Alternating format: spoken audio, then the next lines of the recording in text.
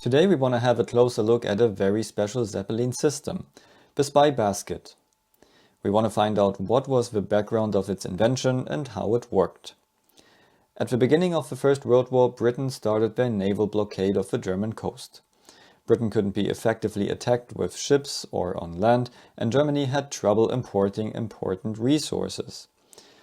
A possible option to challenge Britain were air attacks. But planes in 1914 didn't have the range, altitude or the loading capacity for a bomb attack.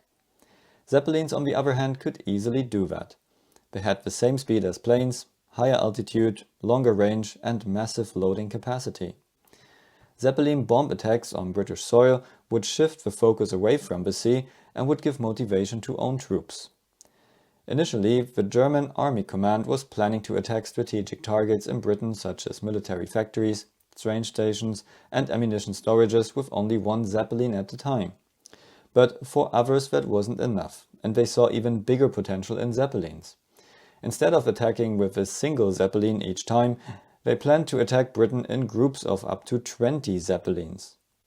The plan was that each Zeppelin could carry 300 firebombs, so 20 Zeppelins together would drop 6,000 firebombs at the same time. They estimated that this would cause a huge widespread fire across the city, which couldn't be put out quickly, resulting in a firestorm. Even if 1/3 of the Zeppelins would have been shut down, the mission would still have been a success, because there simply would have been too many Zeppelins to shoot down. The Zeppelin captains confirmed that such an attack would be possible. But Germany and Britain had a very close relationship so far, and the Zeppelin crews didn't like the idea of dropping tons of bombs on civilians and destroying a world city like London. In fact, the German Emperor Wilhelm II never wanted any air attack against Britain.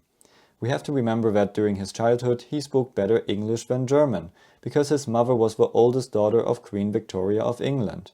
So Queen Victoria was his grandmother. So a bomb attack on Britain with a large group of Zeppelins dropping tons of firebombs to create a firestorm wasn't possible with the German Emperor.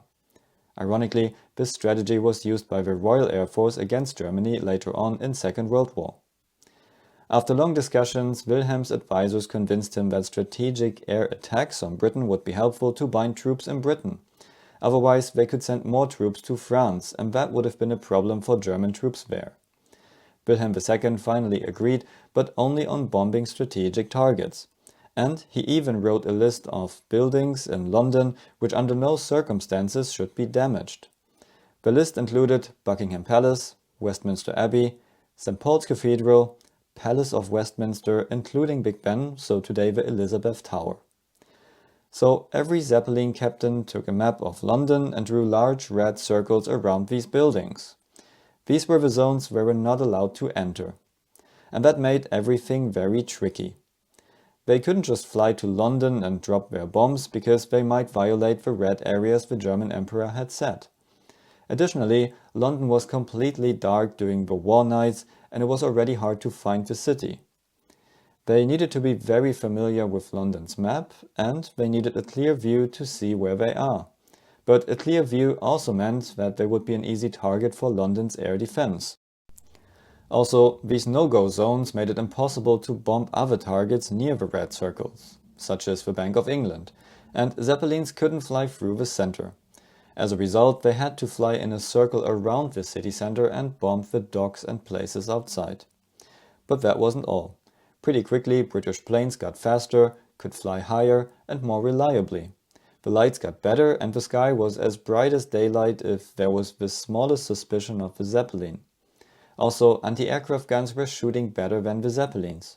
So every time Zeppelins crossed the German border, they had to fear to be spotted and expected strong defense. And so Captain Lehmann, later captain of the Hindenburg, and Max von Gemmingen, nephew of Graf Zeppelin, thought about how to improve the situation for Zeppelins. Both were very experienced in flying bomb attacks with military Zeppelins together. The question was, how can they fly in high altitude, where they are safe from enemy aircraft, and behind clouds hard to spot for the enemy, but could still be low enough to see where they are, to bomb their targets and not fly in the no-go zone Wilhelm II had set for every Zeppelin. The idea came up to lower a person from a Zeppelin.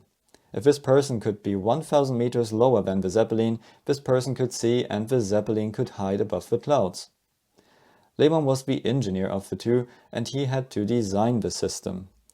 Another engineer from Cologne already worked on a similar system, and he brought them a hand winch with a 300-meter long steel cable with only 3.8 mm diameter.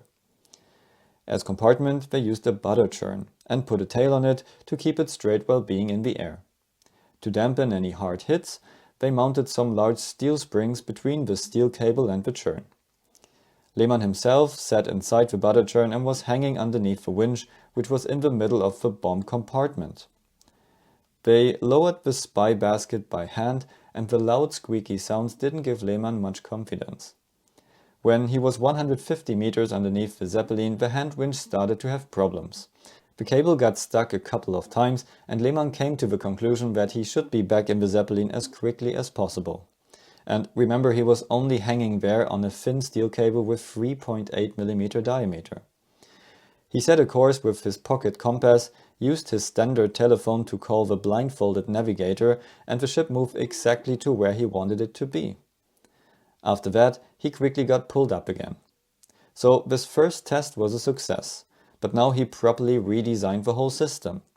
He designed a powerful winch which was driven by one of the combustion engines instead of being operated by hand. And he ordered a customized 900-meter long steel cable with a telephone cable in the middle. The spy basket itself was changed to a more aerodynamic shape and looked like a small plane fuselage. It also had a controllable rudder, so the person in the spy basket could even steer a bit and counteract movements. But later they realized they don't need that. Inside the spy basket was a comfortable chair, a table with maps and electric light, a compass, the telephone, and even a lightning protector. The first ones to test the spy basket over Britain were L3 and L4 on 19th of January 1915.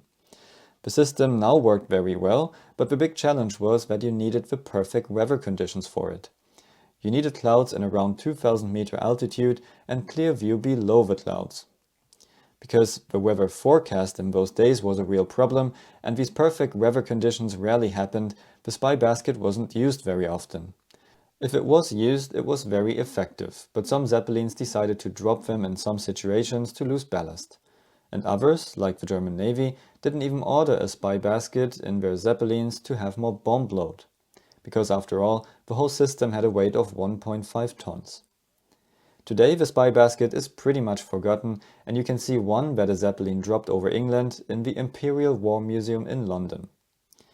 If you like this look back in history, consider to become a B-Sport Club member for more videos like this, and see you at the next one.